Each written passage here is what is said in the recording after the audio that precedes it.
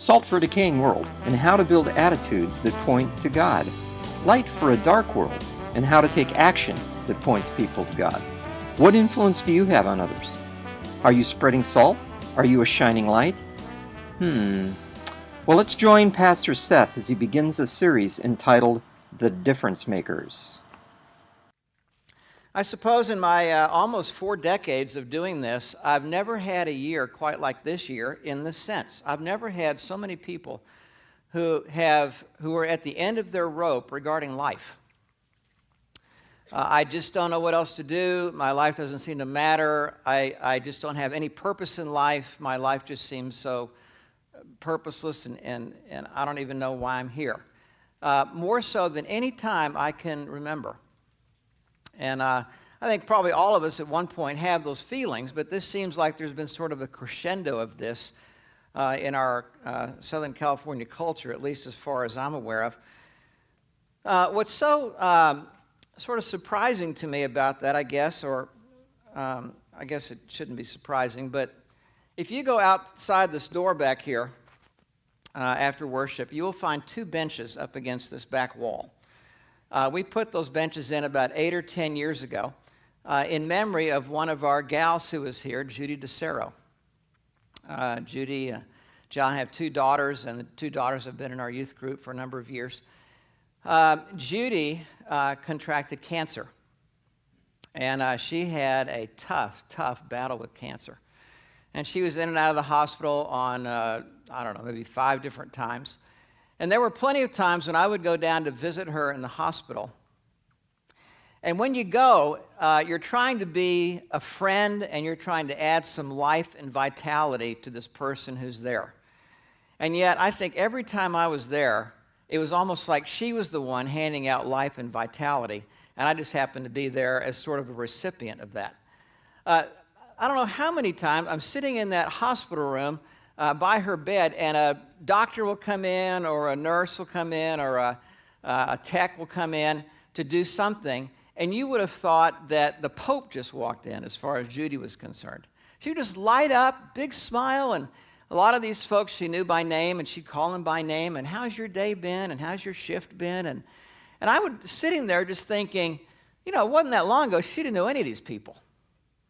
And yet it's like she'd just sort of come in and just sort of entered into their life almost seamlessly. And I had so many people, as I was leaving, they would say to me, that Judy is something. She's a part of your church? Wow, that's amazing. Now, there were a few times when in my own life, I was dealing with, kind of the junk that, that we deal with, and I would think, I need to go down and see Judy. And instead of it being something of, I need to do that, there was something that sort of came alongside that need to do that. It's like, I need to be there also for me. There were sometimes I'd go down there about 9 o'clock at night. She'd be almost asleep. And we'd chat just for a little bit, and then she'd conk out. And there was just something about being in that room. And I wish I could put more words to this and clarity to this. But there was something of just sort of life-giving vitality that just sort of poured out of her into the people around her, including her pastor. Now, Jesus talks about this very thing in the verses we're going to look at. He looks at the disciples, the people, and he says, you are the salt of the earth.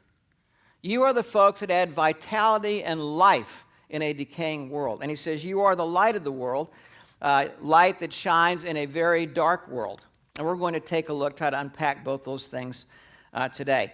First of all, let's take a look at salt. Salt is needed in a decaying world, in a world that's decaying. And if you want to think about salt, think about the attitudes. Attitudes that come out of us. This was Judy in her hospital room. There's something that comes out of her that added life and vitality in a world that was decaying. Relationships and people's lives who were decaying. Now, what kind of things decay? If you've ever been on a camp retreat, you go up to the mountain, you have a mountaintop experience, and by the time you're back tops a week, you've experienced decay. in that. You get married, you go off to Fiji for your honeymoon, and by the end of the month, you're experiencing some amount of decay in your marriage. You go to anything new. You have a new job. At first, it's exciting. You're meeting folks, you're excited about your work, and over time, the element of decay starts to set in. You get a new boss. You're excited because the old guy is out. You got somebody new. But over time, decay takes in. Things like love, left to themselves, have a natural decay factor in them in this world. Joy has a natural decay factor in it. Peace has a natural decay factor. All of these things need to be reinvigorated with life. That's what salt is. Salt adds flavor. You are the salt of the earth, Jesus said, but if the salt loses its saltiness, how can it be made salty again? It is no longer good for anything except to be thrown out and trampled by men. Now, when you think about salt here, I really want you to think about two ideas. We've talked about attitudes, but it's also words. There's attitudes and words that come out of you that add some amount of life or vitality to the people around you. This was Judy at the hospital room.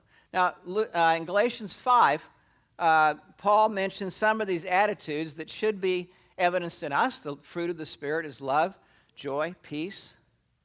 These are all pieces of salt. Patience, kindness, goodness, faithfulness, gentleness, self-control. When you're around somebody that exhibits one of these things, there's something that comes out of them that has the opportunity to add flavor or life or taste to you. For example, let's say you're at work and you're in a work environment where people are always complaining about something. Now, you sit there and you think, I don't want to be a part of this. Or you can get mad or just avoid people. But what does it mean to be salt? There have been some situations that I've been in where I decided I was going to play the I'm grateful for something today game with people at work. One of my jobs that I had years ago when I was in grad school was I worked at Montgomery Ward's warehouse in the summer in Fort Worth, Texas. It was hot. It was sweaty. Nobody was really all that excited about loading hot trucks and unloading trucks and putting stuff away in that warehouse. It was just kind of a do the minimum kind of job. And what does it mean to be salt there? Well, I went to my boss after about a week and I said, I noticed that there are a bunch of things in the warehouse that aren't getting done, that it doesn't appear to me to really be anybody's job.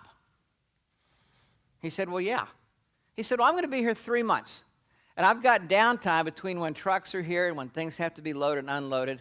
Would you make me up a list of things that need to be done around here that nobody else is going to do? And I'm going to see if I can do them.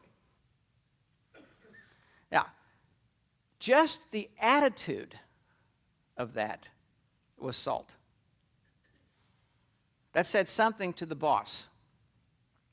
Now, I didn't have to go and brag about what I was going to do at the warehouse because the guys I worked with could see when they were sitting around waiting for the next truck, where was Seth? Seth was out doing something. One of the things the guy had me do was we had 2 warehouses. One of them was sort of the active warehouse. The other one was the inactive warehouse. The inactive warehouse had tons of dust and dirt in it. It needed a good scrubbing. That was one of the things on his list. That's salt. Or with individuals where you have a complaining environment.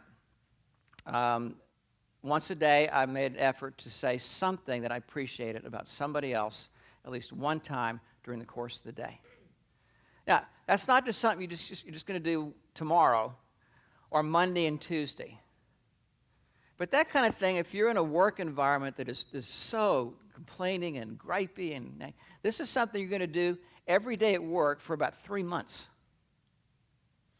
You're going to set your sight on being salt, and every day you're going to take some of that salt that's in your salt shaker and just add a little bit. Just add a little bit. Just add a little bit. You do this in your marriage. A marriage has to be reinvigorated all the time, every day. You're adding life and vitality to it. I'm going to say something positive. I'm going to be grateful to my spouse for something every day. You get your salt shaker. Just a little salt. Now, it may not seem like much tomorrow. It may not seem like much by Wednesday. But over a couple months, that begins to make a difference in your home. Or here at church, when we're done here at about 10:45, there'll be some new people among us, and they'll go out to the foyer, and you're going to notice that they're going to sort of not know what to do. They want to linger, but they don't know anybody. They may go get coffee, but they're going to be sort of by themselves. They hunger to have somebody who will care about them and walk up to them and just say, "Hi, what's your name? I'm so-and-so. How long have you been here? How long have you lived in Southern California?" That's salt. There's something that comes out of you as an attitude that makes a difference. Salt also on the inside of your handout, it acts as a preservative. It acts as a preservative. About 400 years ago, ships would circumnavigate the globe and have to have almost all of their foodstuffs packed on that ship. It used to take, when Christopher Columbus sailed the ocean blue in 1492, it took about 2 months to do that. Now, they didn't have the luxury of ice or an ice container or a refrigerator or a freezer. But they would pack their beef and their chicken and their pork in these barrels and then immerse this stuff in salt. And even without the benefit of something cold, meat was able to last a long time. Relationships need preserving. Work relationships, relationships at home, relationships with your in-laws need preserving. How do we do that? Colossians 4 says, "Pray that I may proclaim it clearly," meaning the gospel, "as I should. And then be wise in the way you act toward outsiders." Outsiders means those without Christ. Think about how you relate to them, in the way you act, how you relate to them. Make the most of every opportunity. You're not saying just be passive, just hope that something happens. Opportunity is standing in front of you. He says, do something with it. Act in how you relate to them. Let your conversation be always full of grace, seasoned with salt. Now, I have eggs almost every morning for breakfast. And after I get my eggs out of the microwave, I add salt. And I know I add too much salt to this. I mean, it's just, but I'm just going to live with that. That's how it is. Occasionally, I have my eggs without salt, and it's not pretty. I may try it, but I go get my salt shaker. Why? Because salt in those eggs brings out something of the natural taste of the eggs. And it also adds some type of seasoning. Now, as you all know, I am no cook, so I really don't know how this works. All I know is when I get my little salt shaker and add some salt to it, I'm pretty happy about that. Let your conversation, how you relate to people, be like salt, seasoning, full of grace, so that you may know how to answer everyone. One of the things that's so amazing to me about Jesus Christ is that lost people loved to be around him. There was something attractive about how he treated them. There's something coming out of his heart, out of who he was, that he would fit this bill. I think that's probably why there. Conversation full of grace, seasoned with salt. There was something enjoyable about being in his presence and talking with him. Now, what does that mean for you and I? One of the projects that we are involved with is Birth Choice. Birth Choice is a ministry to help usually young men and women who they're pregnant and they're not sure what they're going to do with the baby, and they go to the clinic, and Birth Choice offers full medical prenatal care and classes for this young couple in an effort to try to help them get off to a good start with their baby. 1 of the projects that we are involved with is Birth Choice. Birth Choice is a ministry to help young usually young men and women who they're pregnant and they're not sure what they're going to do with the baby, and they go to the clinic, and they in an effort to try to help them get off to a good start with their baby. Now, some of the folks that walk into that clinic are not all that sure they're going to keep the baby. Sometimes it just takes somebody who cares about them. Don't have to be medically trained, theologically trained, but just somebody that cares about people, to come alongside somebody and listen to their story. That's salt. Maybe you hear about the teenagers. Sometimes they hit that place where they won't listen to the parents anymore, but they'll listen to another adult that cares. Maybe you think, well, I'm done with parenting. My kids are out of the house. You're not done. There are people in our church that have come alongside all three of my kids when they wouldn't listen to their pop or their mom. Or maybe a neighbor comes to you and confides that his wife is filing for divorce. Paul would say there's opportunity here to come alongside of somebody with care and your salt shaker and season something, an attitude and words that comes out of you. That's salt. Now, the second metaphor he uses is light. Light is used for a dark world. Our culture likes to, especially Western culture, likes to proclaim itself as enlightened and educated. And in some ways, we are enlightened and educated from where we used to be. But in other ways, we were in a dark world, and we're still in a dark world in these senses: spiritual darkness, personal darkness, relational darkness, and moral darkness. You ever walked into a dark room for the first time, don't know where the light switch is? The first thing you do is you're looking for that. Where's that switch? Because you've probably done what I've done at some point in your life, is you've decided you're just going to walk across the room because you know where the desk light is, only to trip over some piece of furniture that you never saw coming. Jesus said that you are the light of the world. You provide light for people who are walking in spiritual darkness, personal darkness, relational darkness, or moral darkness. You are the light of the world. Now, what is spiritual darkness? What is personal darkness? What is relational darkness? Here's some examples. Proverbs 4 says, "But the way of the wicked is like deep darkness. They do not know what makes them stumble." People can come to a place in life where they're so discouraged about their life, they're so down, they make the same mistakes over and over again, but they can't figure out, they can't see what it is I keep stumbling over. What's wrong?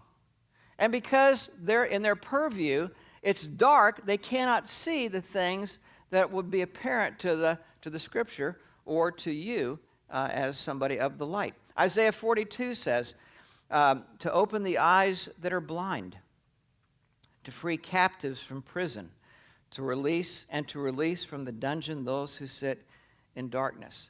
Again, the idea of blindness. I cannot see. I don't have the wisdom. My eyes are foolish. I am rebellious. I can't see the important things that I need to see that keep tripping me up. I become a captive to sin. I keep doing the same cotton-picking thing over again. A prisoner sitting in the dungeon is another metaphor. That's sort of like at the end of life, do I have any hope? Light is needed. Now, this is a great challenge for you and me. Because darkness for people, and when this was true before you or I became a Christian, darkness is not just a knowledge problem. It's not just, I don't know what to do. It's worse than that. It's harder than that. In John chapter 3, Jesus said, "This is the verdict. Light," meaning himself, "has come into the world, but men loved darkness instead of light because their deeds were evil." The verses we looked at about darkness and the world of darkness we live in, it's not just that people would go, "Oh, now I see what you're saying, and now I can do it." People can say instead in darkness, "I hate being in this dark place that I'm in, and I wish it could be different," but there's something in there that's also clutching onto that and is unwilling to let something go Usually this is control or trust or what we call faith. This seems worse than this. And even though I don't like the pit I'm in, I don't like the darkness I'm in, there's something where Jesus says there's a love of that still has to be let go. That's a pretty daunting task. We're not just talking about somebody's head. We're talking about their will. Jesus says, I am the light that comes into the world. That's what he needs. In John 8:12, he said to the people, I am the light of the world. Whoever follows me will never walk in darkness, but will have the light of life. Now, darkness in the Bible is used in different ways. Here, darkness is used in the same way we would use a godless life, a life without God. It doesn't mean that as a Christian there are times where it seems like you're in spiritual darkness or personal darkness of confusion. That happens to all of us in our Christian life. That's just part of the gig of trying to grow as a Christian in this life and trying to take the old life that still is trying to hang on to me and trying to shed that and trying to be a growing Christian in a dark and decaying world. Sometimes it's a tough go. But here he says, but you're not going to be in that position you were before where you're left to yourself and you're committed to that. He says, I am the light of the world, the light that gives the light of life. Now, in this verse, he adds sort of an interesting thing that on the face of it, you'd think, why is he adding this? He gives two hyperboles. A hyperbole, if you remember from your grammar, is an illustration that is so far exaggerated that the exaggeration makes the point itself. So he gives two of these. He says, a city set on a hill cannot be hidden. Now, probably a lot of you have flown in from all parts of the U.S. to the L.A. basin. It's pretty obvious when you're getting near L.A. It doesn't matter if you're coming in from the north, the west, the east, or the south. It's hard to miss the city of L.A. This is hyperbole. Even in the olden times, the Bible times, you still couldn't miss a city that was up on a hill. At night, there were the lights. At day, there's all the activity. A city set on a hill cannot be hid. What does that mean? Neither do people light a lamp and put it under a bowl. Instead, they put it on a stand, and it gives light to everyone in the house. Another hyperbole. He said, you're not going to, if you want to do some reading, you're not going to go into your bedroom, turn on the light on the lamp or on the little table there, and then just before you sit down, you're going to take your crock pot and put the crock pot over the little lamp. Why would he add something like that? I think he adds these two things for this reason. As you and I try to be salt in our world and light in a dark world, there are many times where it seems to me like my efforts have about this much effectiveness. Sometimes you wonder, am I making any difference at all? Doing that I appreciate you once a day thing for a couple months, it seems so small. Seems like is it really worth it?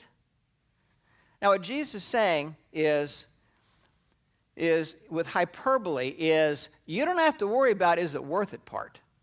I'll take care of that.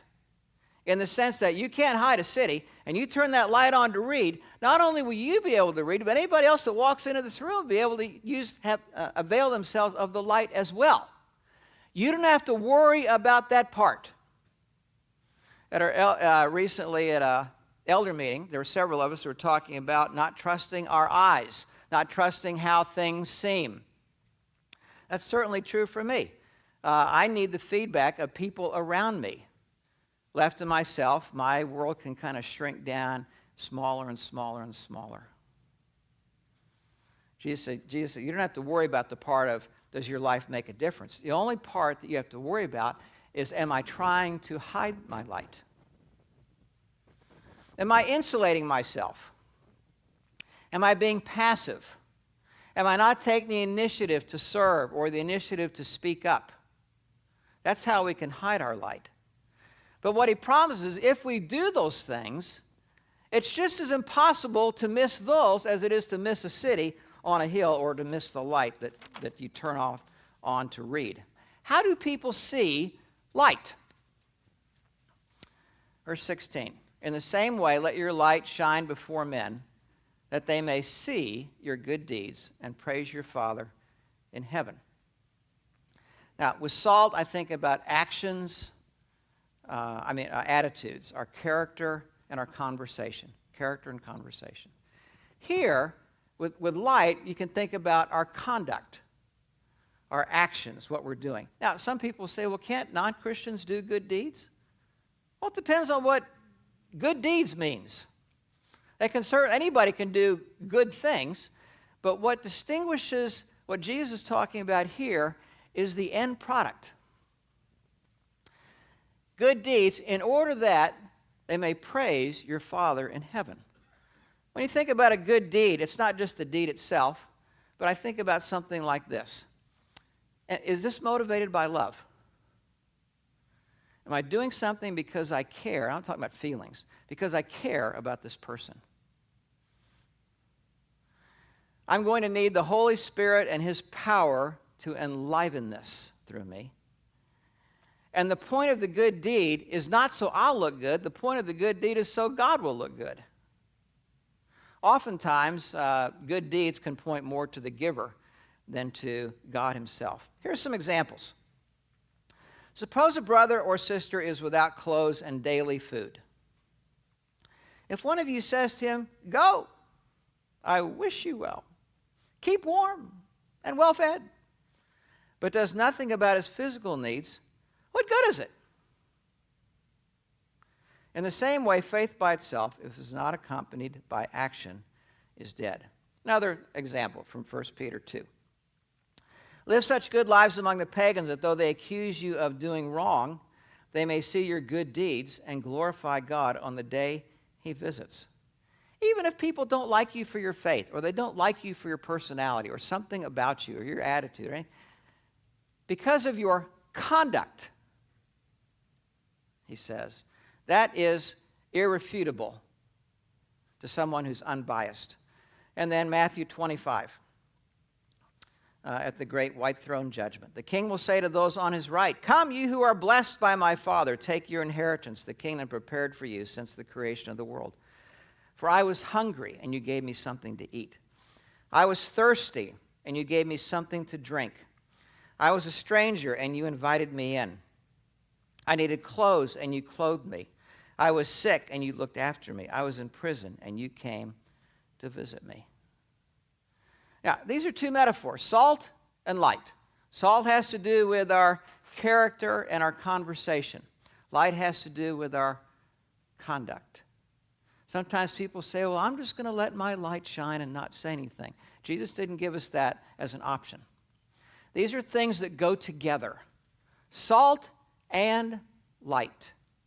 I need more than just my conduct. I need more than just my character. I need more than just conversation. All three of these God wants to use through you in the lives of people around you. Salt and light, as we finish up. Salt does its work almost invisibly. Light does its work visibly. Salt does its work very slowly. Light does its work very quickly. Salt does its work very quietly. Light does its work in a very obvious manner. Salt has to do with character, our attitude, our conversation. Light has to do with our conduct and our actions. Now, at our house, we usually have Morton salt, but apparently we've run out of Morton salt, so we have Ralph's salt, which should not be a surprise to any of you that know the Gatchells. And there's probably about half full. Plenty of salt. Now, this thing has been in our cabinet best by 11:08. I guess we passed that up, didn't we? No, it says 11:15, but it wouldn't have surprised me. That's why I looked. I thought Because I've looked at a few things in our refrigerator, and wow. But so far, this salt, though it has been in our cabinet for a long time, has done absolutely nothing except sit there. No eggs have been flavored. No hamburger meat preserved. No decay that's been helped or stifled. No flavor enhanced. Now, we also have one of my favorite things in our kitchen. It's our salt shaker. I don't know why. I like our Christmas tree salt shaker. And this thing is out year-round. And we keep it not up in the cabinet, because if you put this up in the Gatchell cabinet, it will become lost, because there are no organized Gatchells. So this sits on the back of the stove. It's there every time. I go to this every day, virtually. And when I get done with my eggs, or if I'm home for dinner or lunch, just a little will do. All it takes is a little. Now, this is the metaphor Jesus uses about you. This is not some great endeavor where you have to preach a sermon somewhere, or lead a revival, or go across the world to some other country. It just takes a little bit of this where you are. Let's pray together. Father, we thank you that in a world that we were once a part of, that is committed to itself,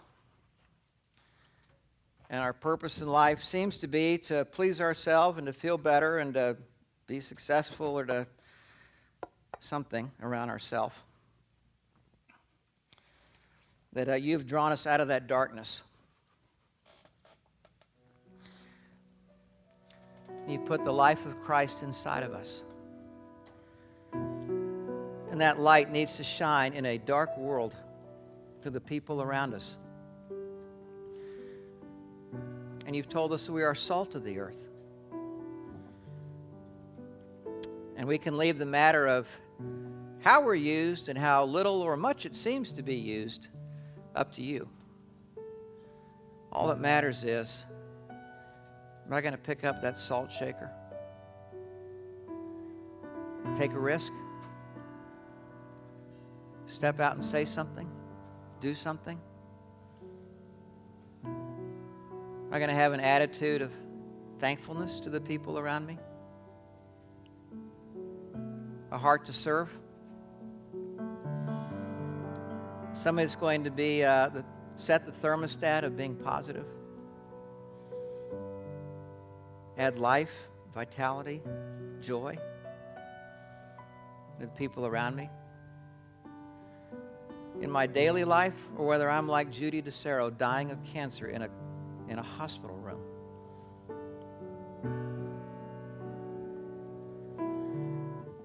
Father, would you give us a vision, each of us here, a fresh look at what it means to be the light of the world with the people in a dark world, and to be the salt of the earth in a world that's decaying and needs life. Help us to pick up our salt shaker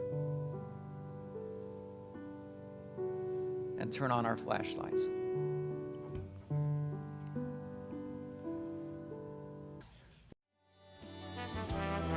We invite you to come worship with us every Sunday at 9:30 in Irvine, California.